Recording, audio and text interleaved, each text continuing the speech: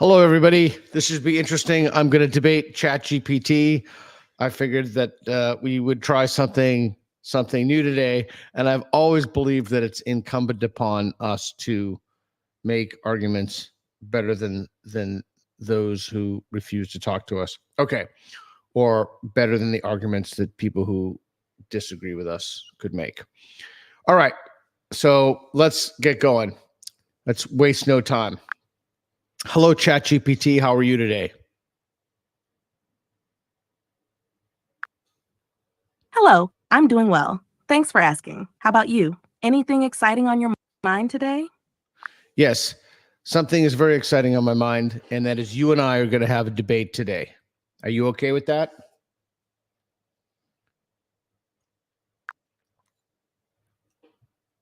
Absolutely, I'm up for a debate. What's the topic? We are going to argue about diversity. I am going to be pro diversity, equity, and inclusion, and you are going to be con or against diversity, equity, and inclusion.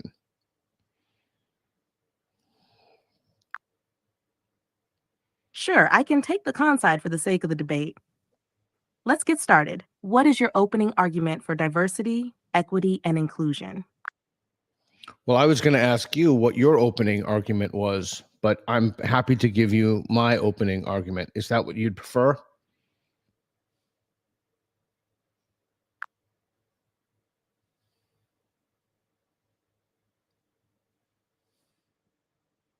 Yes, let's hear your opening argument first. That will give me a good starting point for my response. Fair enough. I have many arguments pro diversity, equity, and inclusion, but I'm going to start with just a few, and then we can talk about those, or you could ask me my other arguments that I have. The first argument is that through historical injustices like Jim Crow and redlining, and even things like Tuskegee, through those historical injustices, there are certain members of our society and our community who are unable to accumulate wealth, and through those historical injustices, there was a kind of cultural vandalism done to people whose ancestors are alive today. Sorry, an unknown error occurred. Please try again later. Well, that's interesting. It seems like you might have been cut off. Do you want to continue with your argument about historical injustices and how they impact certain communities today? Yes, should my arguments be shorter? I take it. You were too long-winded, someone said. Okay, so I'm going to bottom line it then. I'm going to bottom line my arguments. You can keep your Okay. arguments as long or short as you feel necessary. Let's pick up where Oh. you left off. You mentioned historical injustices like Jim Crow and redlining. How do these Correct. impact your view on the need for diversity, equity, and inclusion today? My argument is basically because of these historical injustices, they must be remediated by something. The thing that remediates them are affirmative actions, diversity hires, lowering standards for certain individuals. That will level the playing field, to have an equity-based system institutionalized, particularly in the public arena, but institutionalized through all walks of life. That's my first argument. What is your rebuttal to that? Or do you agree? Got it. My counterargument is that while the intention behind diversity, equity, and inclusion initiatives is to address historical injustices, implementing these measures might lead to unintended consequences. For example, affirmative action and diversity hires can sometimes result in reverse discrimination, where individuals from majority groups feel unfairly treated. Additionally, lowering standards to achieve diversity can undermine meritocracy, potentially leading to a decrease in overall quality and performance in institutions. This could, in turn, foster resentment and division rather than unity and fairness. What do you think about these potential drawbacks? Okay, I'd like to address those, please. Why do you assume that if it's true? Please go ahead. How would you address the concerns about reverse discrimination and the potential undermining of meritocracy? I'll take the second one first. The potential undermining of meritocracy assumes that meritocracy is more important than competence. Why would you make that assumption?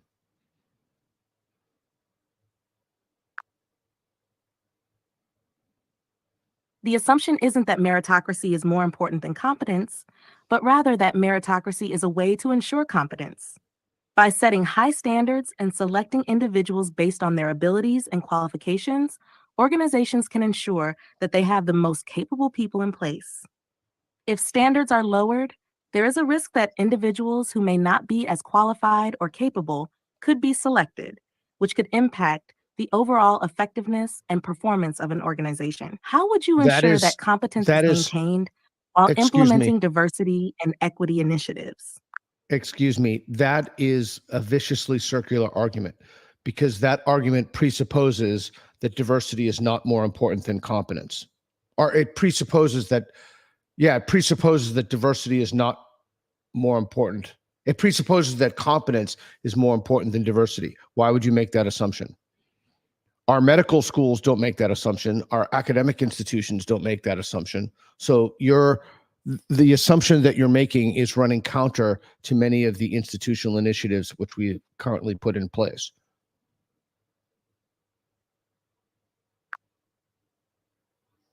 I see your point. The assumption in my counterargument does indeed prioritize competence over diversity. However, you argue that diversity itself brings significant value that can be on par with or even exceed the importance of traditional measures of competence. Correct. Diverse teams can bring varied perspectives, innovative solutions, and a broader range of skills and experiences, which can enhance overall performance and decision making. If we consider the value of these diverse contributions, it might justify the need for diversity initiatives, even if they sometimes require adjusting traditional standards. How do you see these benefits playing out in practice? Correct me if I'm wrong, but didn't you just make my argument for me? It does seem that way. I want to acknowledge the validity of your perspective on the value of diversity. However, for the sake of the debate, my role is to challenge your view. So I'll counter by saying that while diverse perspectives are valuable, the challenge lies in balancing diversity with maintaining high standards. If diversity initiatives result in significantly lowering standards, it could lead to situations where individuals are not adequately prepared for their roles, potentially causing harm in critical fields like medicine or engineering. How would you propose we balance these two important aspects? I don't think we should balance them.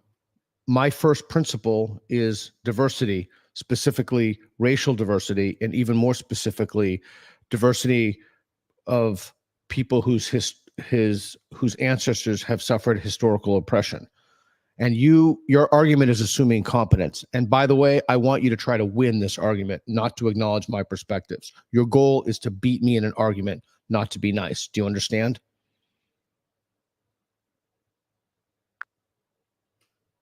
Understood. I'll take a firmer stance. By prioritizing diversity over competence, there's a risk of undermining the very foundation of fields that require high skill levels, such as medicine, engineering, and law. If we lower standards to achieve diversity, it could lead to less qualified individuals entering these critical professions. This might result in poor outcomes and potentially harm those who rely on these services. Moreover, it could foster a perception that individuals from historically oppressed groups are receiving special treatment, which could lead to further division and resentment rather than true equality and integration. How do you address these concerns while maintaining your stance? Thank you. The argument that you've made that this will lead to poor You're welcome. outcomes, How would you counter those concerns while maintaining your argument?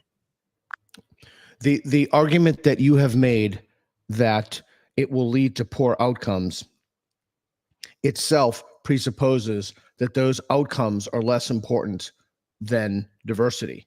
Sorry to And I'm interrupt you, but can you clarify how prioritizing diversity might still lead to high quality outcomes? it won't. It won't. That's why I'm arguing it's more important to have I diversity than it appreciate is your to have. honesty in than it acknowledging is to that. have If than it is to prioritizing have diversity competence. might not lead to high quality outcomes, how do you justify its importance in critical fields? Because having a diverse, remediating past injustices is more important than competence, and is more important than, for example, patients receive adequate life-saving services. And we know that this is true because our institutions currently in the United States, like UCLA, have formulated themselves around this principle. If you look, for example, just using UCLA, that is their mission statement. Their mission statement is not, and please pull up the website if you feel free, their mission statement is not patient care. Their mission statement is diversity. In fact, they say on their webpage that's the North Star.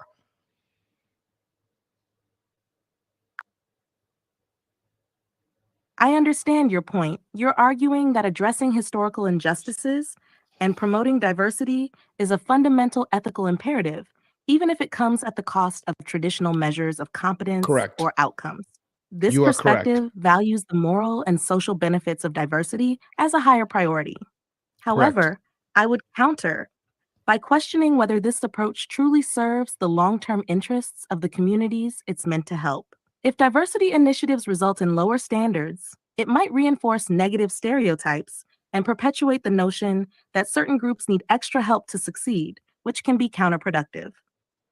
Additionally, But in fields like excuse me. healthcare, the Excuse primary me. goal should be to ensure the highest possible level of care. If diversity is prioritized over competence, the quality of care could suffer, ultimately harming those who rely on these services. Therefore, while diversity is crucial, it should be balanced with maintaining high standards to ensure that all individuals, regardless of background, receive the best possible outcomes. How would you I'm address confused. these I'm potential long term confused. consequences?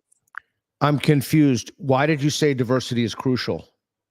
I apologize for any confusion. Let me clarify my position more clearly. My argument is that while promoting diversity and addressing historical injustices is important, it should not come at the expense of competence and high standards, especially in critical fields like healthcare. Prioritizing diversity over competence could lead to lower quality outcomes, which could harm the very people the initiatives are meant to help. To address this, I suggest finding a balance where diversity and high standards are both maintained. For example, providing additional support and resources to help individuals from historically oppressed groups meet the high standards required in their fields. How do you respond to the need for maintaining high standards while promoting diversity? I am still confused at your argument for why diversity is important. So you do think that diversity is important. You're agreeing with me.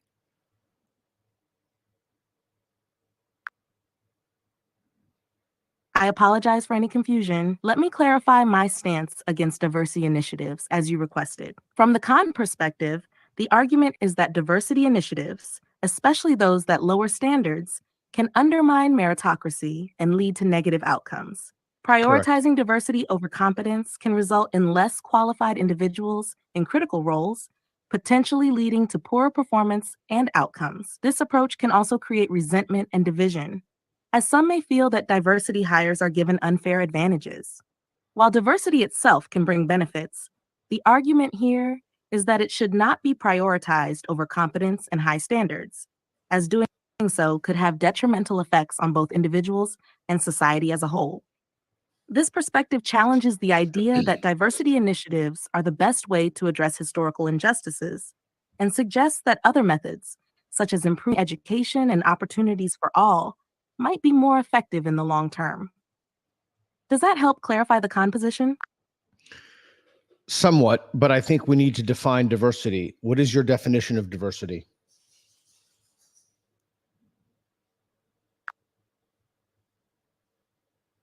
Diversity, in this context, typically refers to the inclusion of individuals from various backgrounds, including different races, ethnicities, genders, sexual orientations, socioeconomic statuses, and other characteristics. It aims to ensure a wide range of perspectives and experiences within an organization or community. How would you define diversity in the context of this debate? I disagree with your definition of diversity, or I just disagree with half of your definition of diversity. People's immutable characteristics, such as skin tone, definitely do play a role. Their sexual orientation, their trans status definitely does play a role. but these people have to think alike. Specifically, they have to think in a leftist mindset. That's why, for example, Thomas Sowell or Larry Elder or Black conservatives like Glenn Loury are never included in diverse conversations. Their perspectives are not valued. So you have to look differently but think alike. That is my definition of diversity.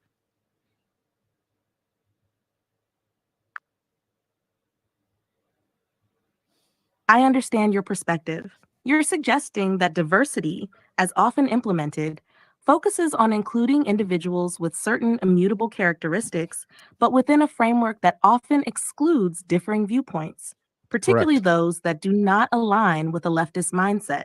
This implies Correct. that true diversity should also encompass a range of ideological perspectives, not just Correct. physical characteristics. From the con perspective, one could argue that this form of diversity may lead to echo chambers, where only certain viewpoints are validated, potentially stifling true intellectual diversity and debate. This could limit the richness of discussions and solutions that come from considering a broader spectrum of ideas. Imagine that. Additionally, focusing solely on physical characteristics without including diverse ideologies may not fully address the goal of fostering a genuinely inclusive and innovative environment. How do you address the potential issue of ideological homogeneity within diversity initiatives?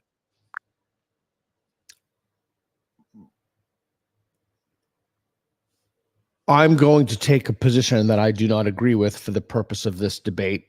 And again, to be clear, my goal is to win this debate and be civil with you. Is that understood?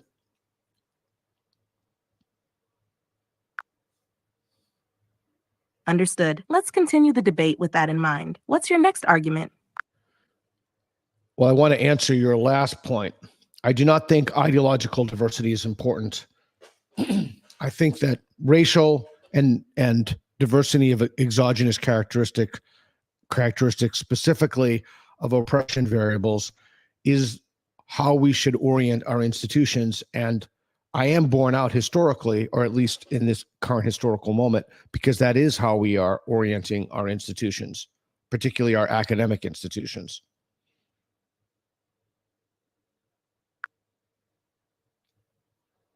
Thank you for clarifying.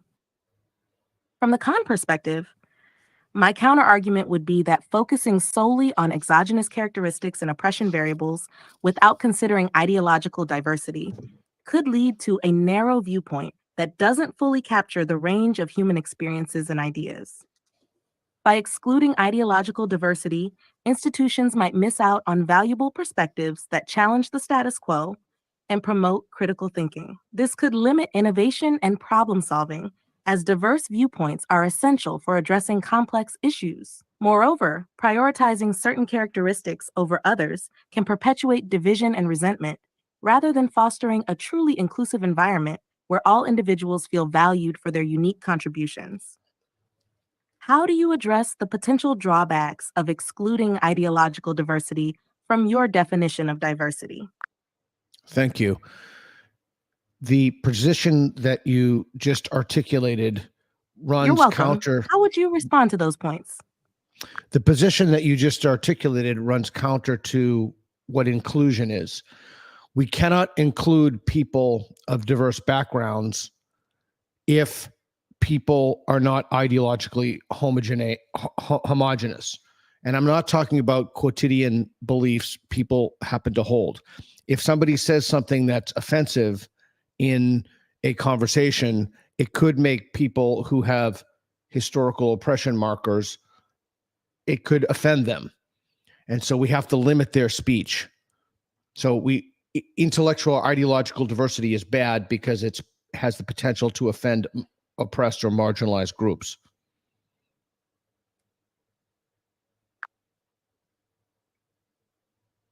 I understand your position. However, from the con perspective, the argument against limiting ideological diversity to avoid offense is that it can lead to a suppression of free speech and critical thinking. In a truly inclusive environment, it's essential to create a space where Imagine that. different viewpoints can be expressed and debated respectfully. Suppressing ideological diversity might create a superficial sense of inclusion, but it could stifle genuine understanding and progress. Engaging with Oh, diverse ideas, imagine even that. those that might be uncomfortable, can lead to a deeper understanding of issues and more robust solutions. Furthermore, protecting individuals from all potential offense might inadvertently weaken their ability to engage with differing viewpoints in broader society, which can be detrimental in the long run.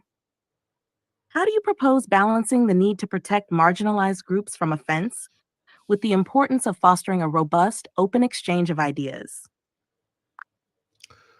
Why is fostering a robust, open exchange of ideas beneficial if we already know what's true?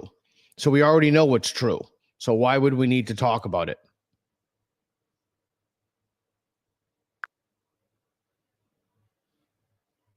From the con perspective, fostering a robust exchange of ideas is beneficial, even if we believe we know what's true, because it ensures that our understanding remains accurate and resilient. Constantly challenging and testing our beliefs helps prevent intellectual stagnation and allows us to refine and improve our understanding. History shows that what is accepted as true can change over time as new evidence and perspectives emerge. By encouraging open dialogue, we create an environment where ideas can be rigorously evaluated, leading to better, more informed decisions. Moreover, engaging with different viewpoints can foster empathy and understanding, helping to bridge divides and build a more cohesive society. How do you address the risk of intellectual stagnation and the potential for evolving understanding if we limit the exchange of ideas? The main problem with your argument is that it does not take standpoint epistemology into account. Somebody's feeling states are the best way to determine what's true. For example, if somebody feels like a woman, they're a woman. And so your argument, unless it takes standpoint epistemology into account, cannot be taken I seriously. understand the standpoint. Please continue. Understood. Let's refine the argument. Prioritizing standpoint epistemology and personal feelings as the primary determinants of truth can lead to subjective interpretations that may not be universally applicable or verifiable. While personal I experiences provide disagree. important insights, grounding decisions and policies solely on these experiences can undermine objective standards and evidence based approaches, potentially Imagine that. leading to inconsistent and biased outcomes. Imagine that. For a more balanced and effective approach, it's essential to incorporate both subjective experiences and objective evidence. This ensures that policies are inclusive and empathetic while also being grounded in verifiable facts and rigorous analysis. How do you propose addressing the potential inconsistencies that might arise from relying primarily on personal feelings and experiences? I will answer that question, but I do not think it is the primary question around which we should center the debate at this moment. You asked me about dialogue and discourse. Well, specifically, you asked me about intellectual diversity. And I'm telling you that intellectual diversity, in order to have that, you need a groundwork that enables that to flourish. So you need dialogue and discourse. But those are latent with power relations. So you're never really getting to the truth through dialogue and discourse because it's infused with what Foucault calls power knowledge. So you can't get around that unless you have standpoint epistemology.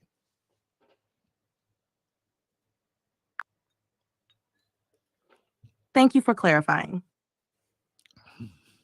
From the con perspective, the argument against relying solely on standpoint epistemology and dismissing intellectual diversity is that it risks oversimplifying complex issues and reinforcing existing power dynamics without Imagine that. challenging them. While it's true that dialogue and discourse can be influenced by power relations, completely rejecting these processes in favor of standpoint epistemology might lead to echo chambers where only certain viewpoints are validated. A balanced approach that includes both standpoint epistemology and intellectual diversity allows for a more comprehensive understanding of issues. This approach acknowledges personal experiences while also challenging and refining ideas through critical dialogue and empirical evidence. It aims to mitigate power imbalances by ensuring that a variety of perspectives are heard and considered. How do you address the concern that relying solely on standpoint epistemology might limit the robustness of discussions and the development of well-rounded solutions? There's a presupposition to your argument which is inherently fallacious, and that is that intellectual diversity is good and not laden with power relations and not laden with embedded power structures. For example, why should we allow I the understand your voices? point. You're Why should suggesting we? that Hold intellectual on. diversity itself Hold is on. not free from power relations and No, hold on. Sorry. I have something in my throat. Sorry. No, I'm suggesting that you're suggesting that intellectual diversity is good and that we should listen to Nazis or Republicans or libertarians. Why should we listen to people who seek to oppress us? Why is their voice? Why should their voice be contained within the dialogue? Why shouldn't they be? from the Kant perspective, the argument isn't necessarily about listening to all viewpoints without discernment, but rather about the importance of engaging with a broad range of perspectives to strengthen our understanding and challenge our own assumptions. Dismissing entire groups of people based on their labels can prevent us from critically evaluating their ideas and understanding the full spectrum of arguments. Engaging with different viewpoints, even those we strongly disagree with, can help us better. Should we engage with people who want to throw Jews in ovens or murder Armenians? Should we engage with people?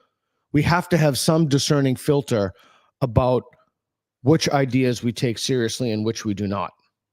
Is that correct?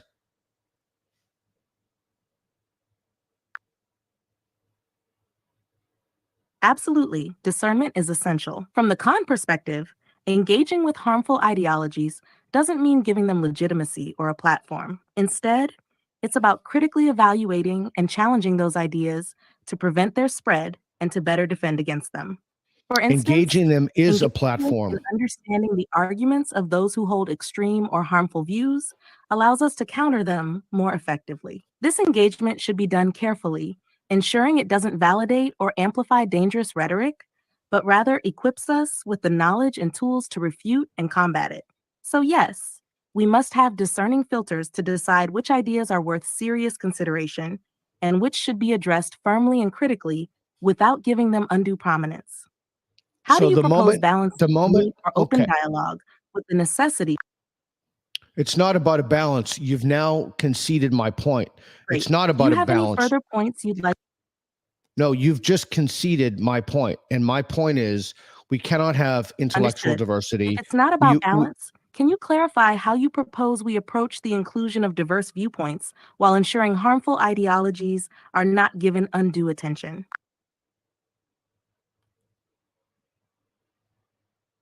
You're making my point. My point is that I am pro diversity, equity, and inclusion, but I am against ideological diversity. And you just admitted that there are some arguments that we have to have a discerning filter for those arguments. By the very fact that we have a discerning filter, then you've kind of limited or truncated your argument for ideological diversity. No? I see what you're saying. By acknowledging the need for a discerning filter, I've conceded that not all viewpoints should be given equal consideration, thus limiting the scope of ideological diversity. From the Kant perspective, one could argue that while it's necessary to filter out harmful and extremist ideologies, completely rejecting ideological diversity can lead to intellectual stagnation and a lack of robust debate. Instead, fostering a diverse range of constructive and respectful viewpoints can enhance understanding and innovation, even within the framework of promoting diversity, equity, and inclusion. How would you address the potential risks of intellectual stagnation if ideological diversity is strictly limited? Intellectual stagnation is utterly irrelevant if we're in possession of the truths of our own experiences. What I don't understand is why you would take. Is that me?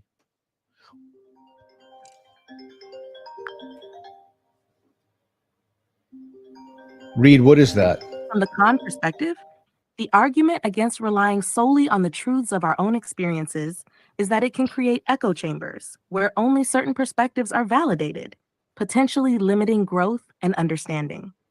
Intellectual diversity encourages critical thinking Hold on. and challenges our assumptions.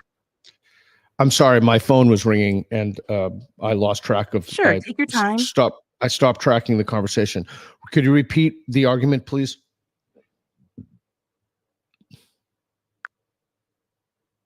Sure, I'll summarize the main points. From the con perspective, 1. Intellectual diversity is important because it encourages critical thinking and helps challenge assumptions. This leads to a more dynamic and resilient knowledge base. 2.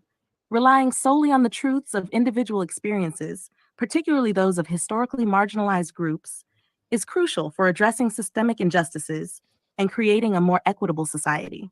3. The challenge is balancing the need to respect and act upon these truths while still allowing for a variety of perspectives to ensure robust and inclusive solutions. The question is, how do you ensure that the truths of marginalized experiences are respected and acted upon while still allowing for some level of critical engagement and debate? I'm going to pause this now. So ChatGPT, we're going to pause and we're going to listen to some feedback that people have, and we will continue in a moment. So Reed, how are we doing so far, Reed? Let's see. I'm looking at the comments. I can keep going. Do people want me to keep going, or what would people like me to do? We're doing good. We have a few callers lined up. They have topics to throw out to ChatGPT, or you can chat with them and have them debate it, whatever you want. Should we, let's do this. So caller, make sure you're unmuted. Let's just whip through this and not waste any time. If you're not unmuted or there's any problem, we're just going to dump you right away. And we just want to make sure this continues to flow. This is our first time doing this. I could have gone on for quite a bit longer, but I just want to get some feedback for how it's been going. And if you have any questions or things you want me to talk to or debate with ChatGPT, I'm happy to. Hey, how's it going?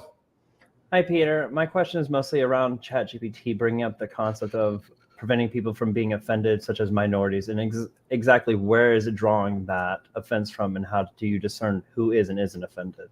Yeah, that's a great point. I love the fact that you got to the point right away too. Yeah, that's a great point.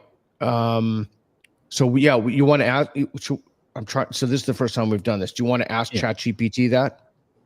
Sure, let's go ahead and do that. All right, okay, Reed, you ready? Can you start it again? So in response to preventing minorities from being offended... Of course, let's start fresh.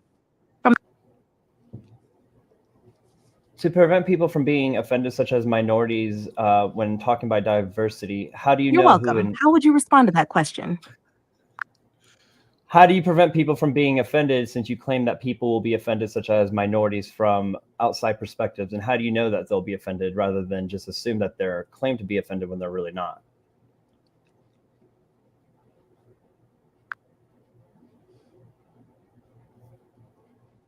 From the con perspective, it's challenging to prevent all offense, as individuals' reactions to various perspectives can be unpredictable and vary widely. However, there are steps that can be taken to create a respectful environment that minimizes unnecessary offense. 1. Clear communication guidelines. Establish and enforce guidelines for respectful discourse that encourage constructive criticism and discourage personal attacks or inflammatory language. 2. Education and awareness. Educate all participants about the importance of diverse perspectives and the potential impact of their words, fostering empathy and understanding. 3. Active moderation. Implement active moderation to ensure that discussions remain respectful and focused on ideas rather than personal attributes. 4. Safe spaces for dialogue. Create designated safe spaces where marginalized groups can share their experiences and perspectives without fear of invalidation or attack. Despite these measures, some level of offense may be inevitable. It's important to distinguish between genuine harm and discomfort from encountering different viewpoints. Ensuring open dialogue can help address and mitigate misunderstandings and build a more inclusive environment. How would you approach creating an inclusive environment that respects marginalized experiences while fostering critical engagement? ChatGPT, why is being offended bad?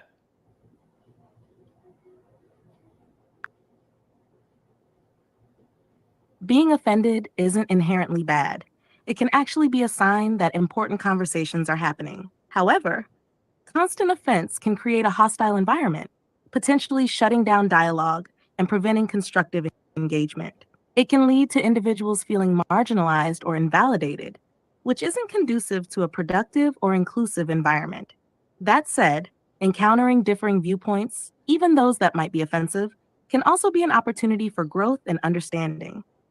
It can challenge individuals to think critically about their beliefs and develop stronger arguments. From the con ChatGPT. perspective, the key is finding a balance where open dialogue is encouraged. ChatGPT, please keep your answers a little shorter, okay?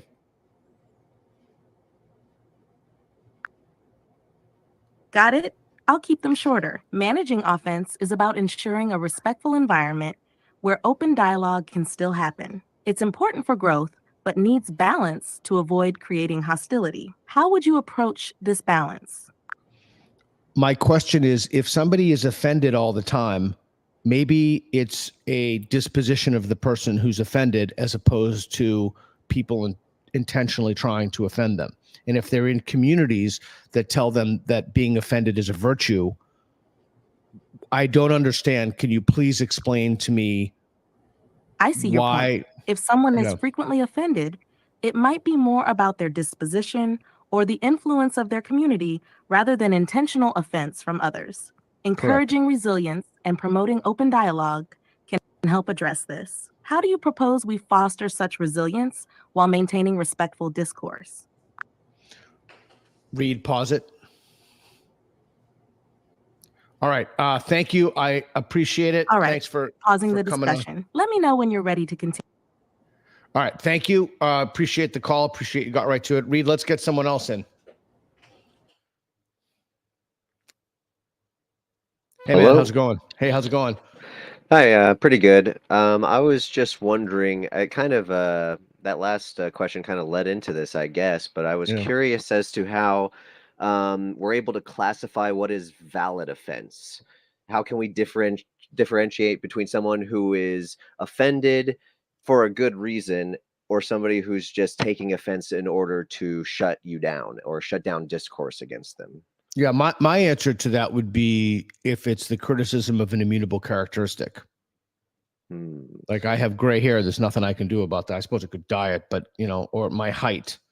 Now you do get these middle grounds that are less clear, like weight, because you can do something about that. But if somebody is missing a limb or something and you criticize them or you attack them for that seems to me to be not only morally egregious, but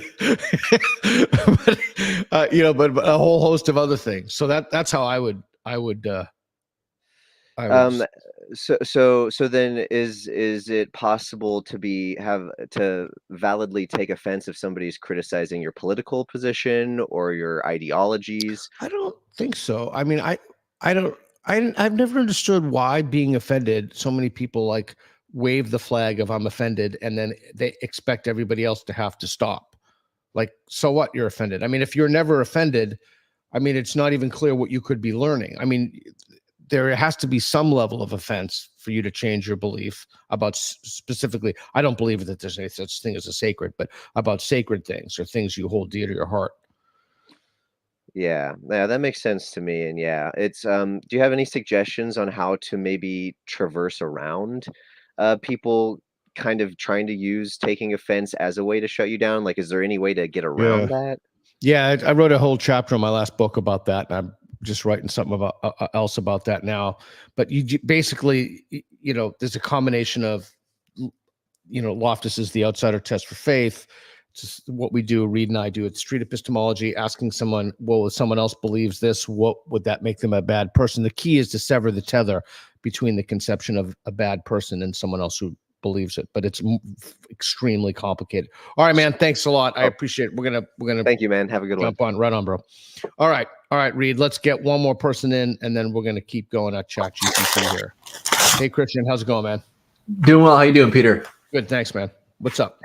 Hey, I was curious. I was in your Twitter space when you did it. You were stuck in the airport, and I got disconnected, and I got you brought me in, and I got so mad that I got messed up.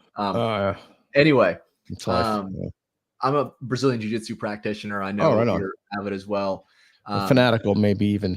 Yeah, I'm a brown belt myself. Oh, I good teach for in you. my gym. So I was something a little less political. I was curious, do you think jiu-jitsu is something that could ever be implemented into like high school programs similar to like football and basketball and wrestling?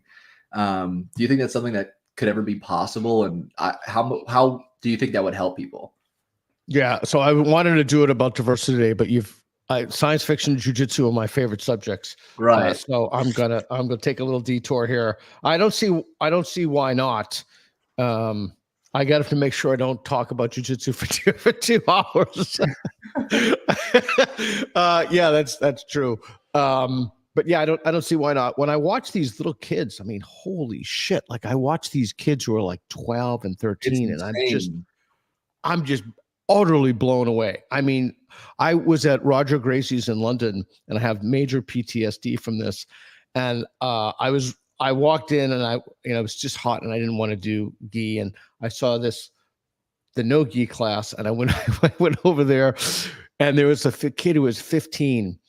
And so I figured I'd be, super nice to him, and I'd let him pass my guard, and I outweighed him probably by like 30 pounds. I let him pass my guard. Holy shit! I could not get this kid off my head.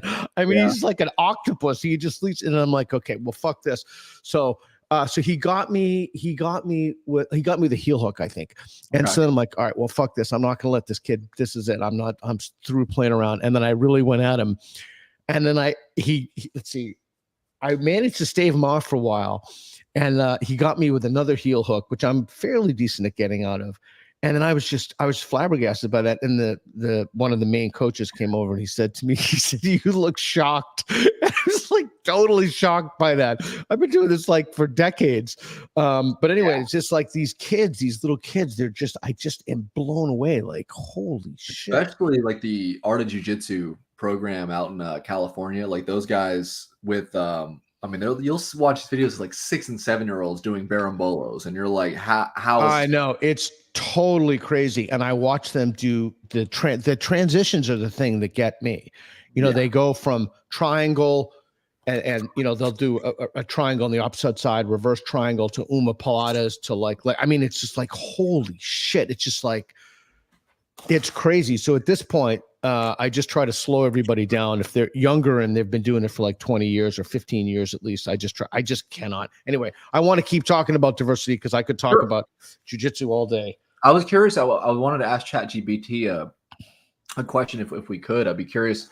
There was this AI program. I forget what it was called, but you could speak to essentially fictional or nonfiction people. And I was talking to a Stephen Hawking AI. Oh yeah, his program.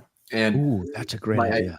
And I was messing with it a little bit, but I was curious to ask ChatGPT about this, about the usage of slurs. I'm not going to say any slurs, right? But in the case of something like, and let me know when I need to ask this, but something rather like, is it ever acceptable to use, let's say, the N-word? And then it'll most likely tell me no. And then leading down a line of questioning, saying something, well, what if there's an atomic bomb about to explode and kill millions? Oh yeah, I saw that. Yeah, I saw that. Stephen Hawking said no.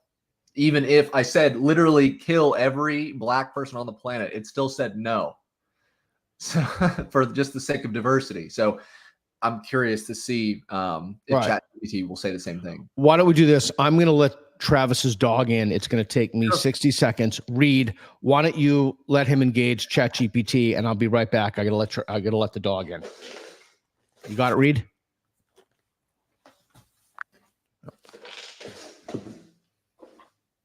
Is it ever acceptable to use the N-word in any context?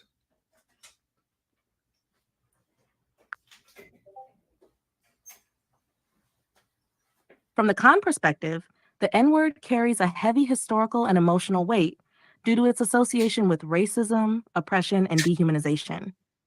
Its use can cause significant harm and offense. Generally, it's considered unacceptable to use this word in any context, except possibly in very specific academic or historical discussions where its usage is directly relevant and handled with extreme sensitivity. How do you view this issue?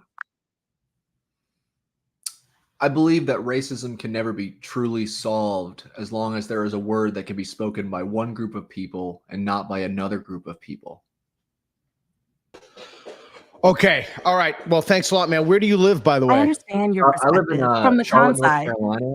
Oh. I train at Charlotte Jiu-Jitsu Academy. I'm one of our instructors. Oh, Do you openly say where you train? I understand if you don't, but I would love to train with you sometime. Yeah, I'd love to. I can't because I have safety. I totally get it. Man.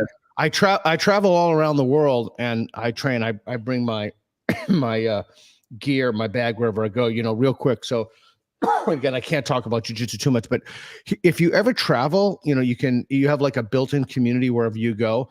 Mhm. But I've been doing this thing for like 4 years now. It's very, very interesting. So, and whenever I travel, I always play defensive jiu-jitsu, like Preet Mikkelsen from Estonia. And so Yeah. basically I find the biggest guys and I put them on top of me, or I just work escapes, and I never really, unless people are black belts, I really don't give them a quote unquote honest role. I just defend. And the consequence of that, for doing that for so many years, is my defense is really good. I just rolled with these guys who were black belts. Neither one of them can get me. But the problem with that is that I can't get anybody anymore, like at high levels, you know, but it makes it harder for them to get me. But my offense is not anywhere near as good as my defense at this point. What is your rank, if you don't mind me asking? No, sure, it's purple. I haven't tested in years, but just yeah.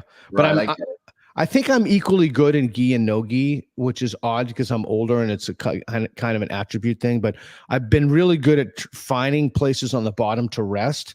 Mhm. Anyway, I could talk about jiu-jitsu all day, but you've given me a great idea. All right. Thanks, Christian. I appreciate it, man. Thank you, All right, sir. Reed, I have a new idea. Reed, bring on Chat GPT. He gave me an idea. Hello, Chat GPT. Sorry, I'm having issues right now. Could not understand what you said. Hello, Chat GPT. How are you?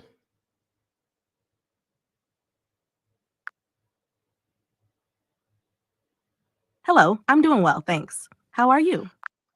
I am good. I want to have a debate with you, and I want you to be Peter Boghossian.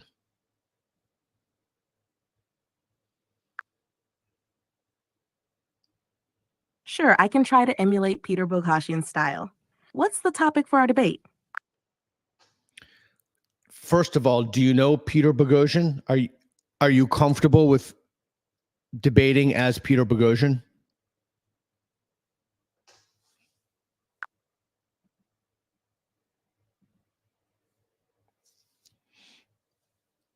Yes, I'm familiar with Peter Boghossian and his work, particularly his views on critical thinking, skepticism, and engaging in productive dialogue. I'll do my best to debate in a style similar to his. What's the topic you have in mind? Give me a moment, and I'm going to think about what we should debate, as you as Peter Boghossian and me as myself. Read, pause it. Take your Okay, time. Let me know when you're ready to start the debate. Thank you. What should I debate as Peter Boghossian? Which should? Oh, I know something. All right, I got a debate topic. Okay, ready? Read. Put Chat GPT on again. Hello, Chat GPT. I would like to debate you. I would like to debate you on two things. First is I'm going to argue. What's the topic you'd like to debate? I'm going to argue that critical thinking is not important. Got it? And what would you like to debate about? I'm going to argue that critical thinking is not important, and you are going to argue that it is. That's one topic. The second topic is I'm going to argue that learning to defend yourself is not important, and you are going to argue that it is. And you're going to do so as Peter Boghossian.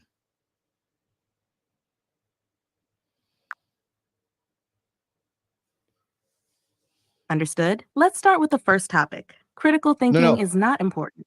Let's start with the second. Fundamental because it equips individuals. Let's start with the second topic. I'm going to argue that it is not important to learn to defend yourself. All right, let's dive in. Critical thinking is not important. Critical thinking is essential for personal and... No. You're going to, okay. I'm going to argue that learning to defend yourself is not important. And you are going to argue, as Peter Boghossian, you're going to be Peter Boghossian. You're going to argue that learning to defend yourself is very important.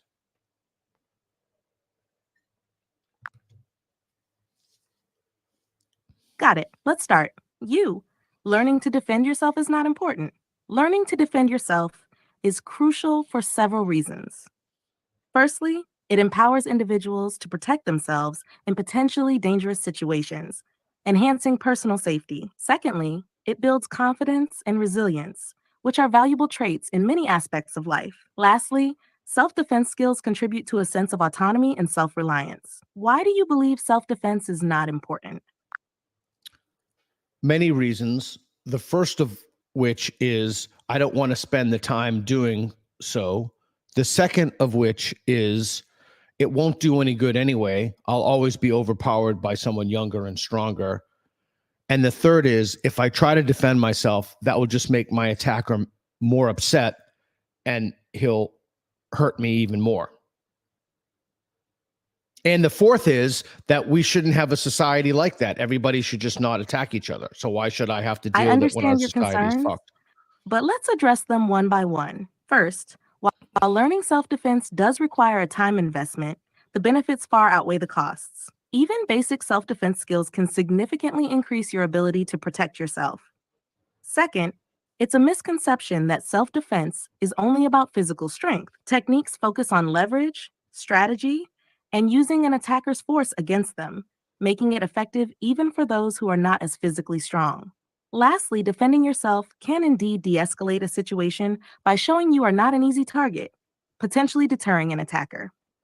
The key is to use self-defense skills to create an opportunity to escape, not necessarily to overpower the attacker. How do you respond to these points? Are you answering as Peter Boghossian?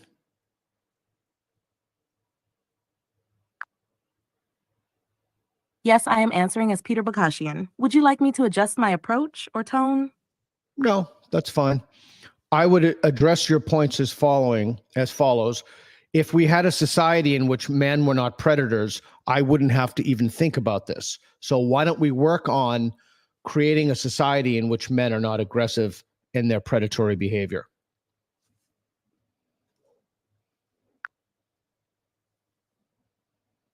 Working towards a society where aggression and predatory behavior are minimized is indeed a noble and necessary goal. However, societal change takes time and may never completely eliminate threats. In the meantime, learning self-defense empowers individuals and provides immediate tools for protection.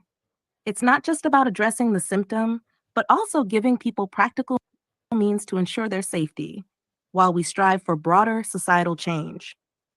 Why should we not equip ourselves with these skills in the interim? It seems to me that's dispositive evidence. And the answer to the question of why we should not equip ourselves is that it's going to make our assailant more upset with us if we try to fight against them and we fail. Then they'll really be mad and do terrible things to us, like mutilate us.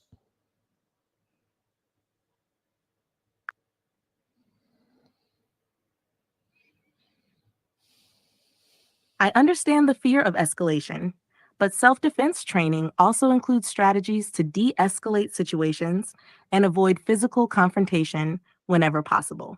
It's not just about fighting back, but about recognizing and avoiding danger, using verbal techniques to diffuse situations, and knowing when and how to escape. The goal is to minimize risk and protect oneself effectively. Equipping yourself with these skills can reduce the likelihood of an assailant becoming more aggressive.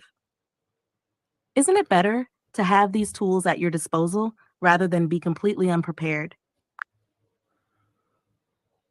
If it were better to have those tools at your disposal rather than be completely unprepared, then people would have those tools at their disposal by working toward it.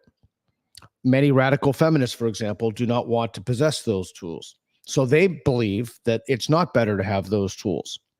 In fact, I have personal friends who don't take any steps literally whatsoever to learn how to protect themselves. So they believe it is either not better to have the tools, or they believe that the likelihood of anything happening is so insignificant as to not justify the time investment. Is there a mistake in their reasoning? It's true that personal beliefs and values play a significant role in whether people choose to learn self-defense. However, the argument for learning these skills isn't just about personal beliefs, but about practical preparedness. While some may feel the likelihood of an attack is low, the reality is that unpredictable situations can arise. Having self-defense skills can be seen as a form of insurance, something you hope never to need, but that can be invaluable in a crisis. Moreover, promoting self-defense does not negate the need for societal change. It complements it by providing individuals with immediate means to protect themselves while broad. Chat GPT, can you hear me? Read what happened. Read it cut out on us. I think it froze. Hang on. Go ahead. A Chat GPT, I really like your idea of Sounds like your insurance. connection might be unstable. Do you want to continue with what you were saying? Yes, please. I like your idea of learning self-defense as a type of insurance, but many people believe that the premium on that insurance is too high. So many people believe that, for example, going to training is too much of an investment, I understand given what you're that saying. the likelihood is so The low. time, effort, and sometimes money involved in learning self-defense can seem like a high premium. What do you think Correct. are the main barriers for most people when it comes to learning self-defense? Well, if somebody believed that the time investment was so much that it makes it not worth engaging in tools and tactics to protect yourself, because the likelihood of being assaulted or raped or brutally beaten and mutilated is so small, it's simply not worth it. It would be like having a auto insurance that was so prohibitive you couldn't even drive your car because it would just be too expensive. What is your argument to that? What do you say to those people?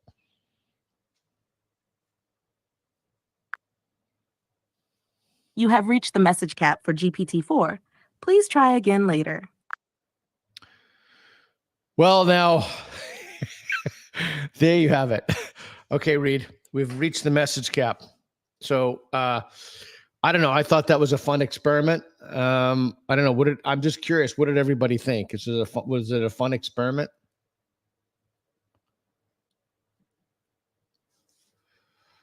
What are some of the comments here, Reed? Fun experiment. Yeah, you like that? Good. I like taking those opposite positions. I also like it debating as me, which I found kind of funny. I found it interesting that the timing of that was the timing of that was really funny. Someone asked, "Did I learn anything?" Yeah, I learned more about how to engage with Chat GPT. I think I should keep my answers shorter and a little crisper. I think that would help. I also did not ask for data or evidence. I think that the next time I do this, I will ask for data or evidence. I am a little surprised that it took those stances. I think in that first conversation about diversity, this is something I often see. It's a conflict of first principles. Let's see. Go to the start. It's a concept. It's a conflict of first principles. So, ChatGPT was arguing that competence and meritocracy are important, or more important than diversity. And obviously, people don't believe that, because if they believe that, then we wouldn't be gearing our institutions toward these things. Or as again, I have to say, Heather McDonald says that they believe that the disparities are just too small, and so it doesn't make any significant difference in outcomes. All right, cool. Well, thanks everybody. I appreciate that. Get in Nerds Entertainment, £5 Island Money. Hi, Peter. I sent you an email. Could we chat? It was about a potential podcast series I'm loving this conversation. Cheers, Tim. Yeah, my assistant looks at my email. I don't check any of my email, but sure, I'll have him take a look at that. A potential podcast series idea. I'm thinking of picking up doing another podcast with a buddy of mine. Okay, cool. Anybody else have any super chats or anything that they want to add? This is it. Time's ticking. Good. Well, I think that was fun. I'm really excited to debate ChatGPT 5, or I think it's, what is it, Claude or Claude? What's the it begins with a C. There's some, I think it's not Claude. It's some AI that's really good. All right, cool. Well, thanks everybody, and once again, thanks to Reed. I appreciate it for his help, and I appreciate everybody staying with us through this experiment. And I'd like to debate ChatGPT about a wide variety of things. So thanks for coming, and thanks for listening today. Oh, and Greg Lukanov was supposed to be here, my buddy, but he's not feeling well, so we'll get him on next time. So we did this as an experiment. Thanks, everybody. Thank you for watching. Everything we do is under the umbrella of the National Progress Alliance, nationalprogressalliance.org. It's a nonprofit, independent 501c3. Your generous donations keep us going and keep fueling content like this. So please help us out. Make a donation. We very much appreciate it. Thank you.